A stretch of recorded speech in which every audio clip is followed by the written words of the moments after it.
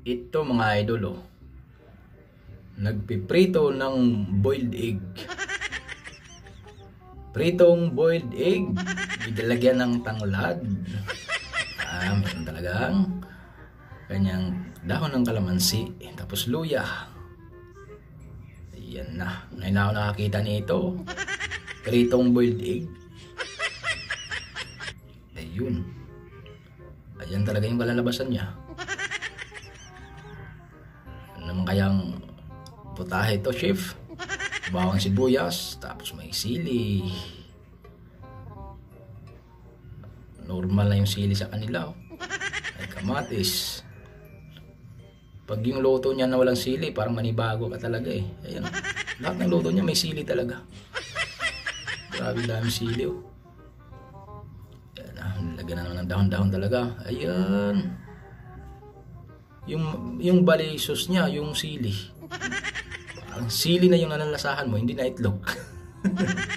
Grabe daming sili talaga, oh.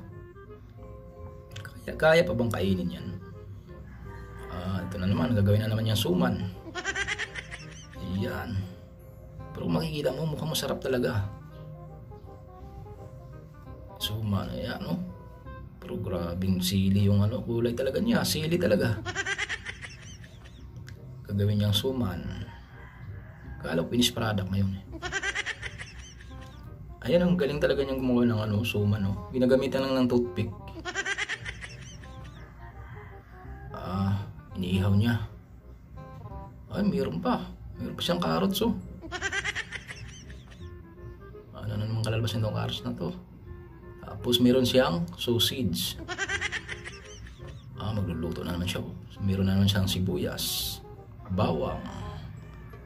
Ayun na, pinapakuluan na niya yung, may mais pa. Bawang, mga idol. Tapos sibuyas. Bagong gisa na naman to. Ayan na, yung kanyang sausage, oh. Ang daming niya ngayon, oh. Ang daming putahe niya ngayon. Ito na. Ginisa niya tapos pinakuluan. Ayan, meron siyang dahon ng sibuyas. Lagyan ng asin, paminta. Tapos ito na naman, bago na naman to, itlog. Ang daming putahe niya ngayon. Nilagyan ng cornstarch para lumapot, oh. Tapos may itlog. Parang na to, lumi yata to eh. Ay, lumi nga. Lumi nga yun. Wow! Ito na yung kanyang suman.